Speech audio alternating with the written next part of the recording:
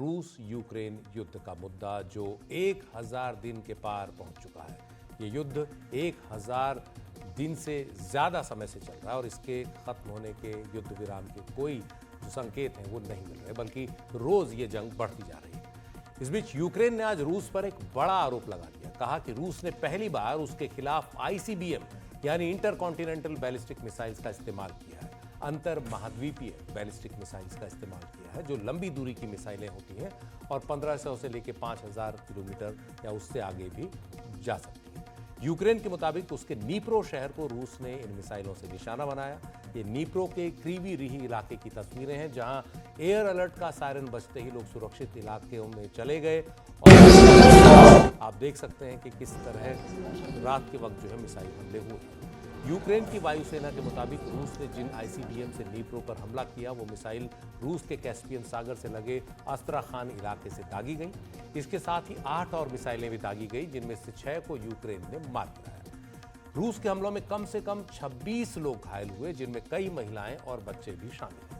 हमले में एक सरकारी और 5 रिहायशी इमारतों को नुकसान पहुंचा है। हालांकि रूस ने ICBM के इस्तेमाल से इनकार किया है और दुनिया के तमाम अखबारों को भी हमने देखा, उनमें ये लिखा गया है कि रूस को यूक्रेन पर ICBM के इस्तेमाल की ज़रूरत नहीं है, क्योंकि उसकी सीमा यूक्रेन से लगी हुई है। तो लंबी दूरी की मिसाइल, इतनी लंबी दूरी की मिसाइल जो अंतर महाद्वीपीय मिसाइल हैं, उन्हें मारने की ज़रूरत नहीं है। लेकिन यूक्रेन का फिर भी ये आरोप है।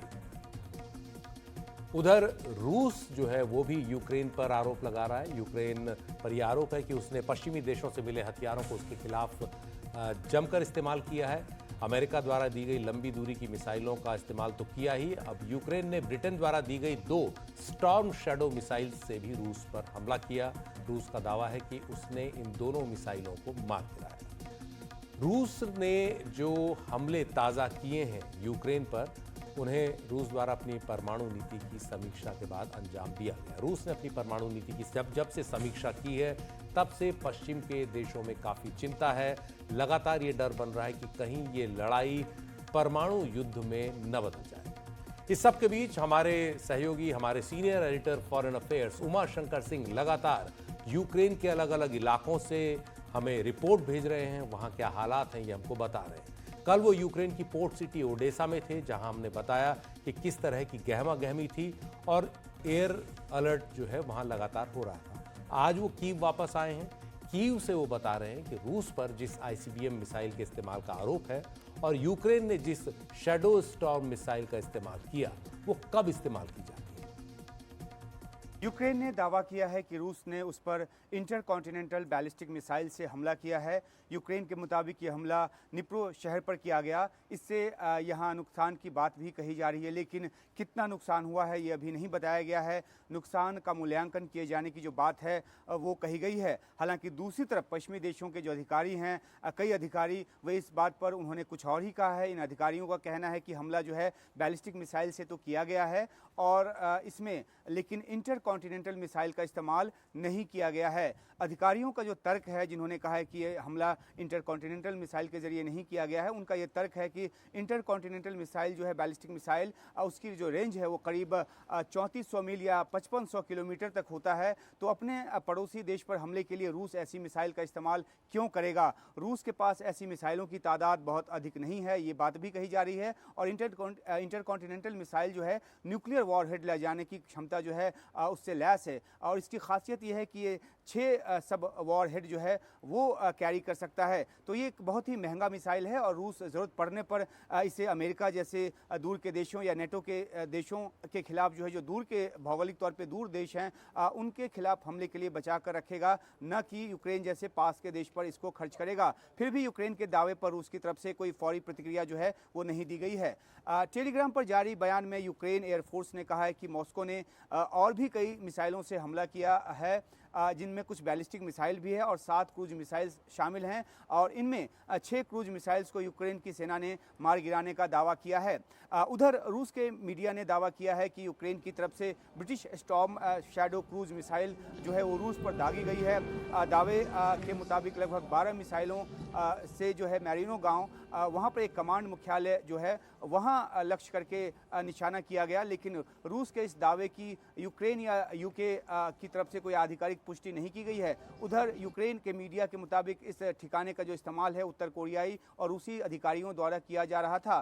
कहा जा रहा है कि कुर्स्क क्षेत्र में घुसी यूक्रेन की सेना के साथ जो मोर्चे पर रूस की तरफ से सेना लगी है उसमें 10,000 से अधिक उत्तर कोरियाई सैनिकों की तैनाती भी की गई है। और यहाँ जो यूक्रेन की तरफ से हमले किए जा रहे हैं और जिन हमलों के लिए अमेरिका ने लंबी दूरी के मिसाइल के इस्तेमाल की इजाज़त दी है और ब्रिटेन ने भी स्टॉर्म शैडो क्रूज मिसाइल के इस्तेमाल की इजाज़त यूक्रेन को दी है, वो इसी तैनाती के बरखिलाफ दी गई है। फिलहाल आरोप प्रत्यारोप का जो दौर है वो दोनों तरफ से जारी है और इस बीच जो है युद्ध जो है और विकराल रूप लेता जा रहा है।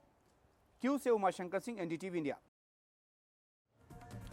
और इस युद्ध में रूस की कोशिश इस वक्त ये है कि वो यूक्रेन के बुनियादी ढांचे और खासतौर पर बिजली के संयंत्रों को बर्बाद करे ताकि सर्दियों में यूक्रेन के लिए मुश्किल बढ़ जाए।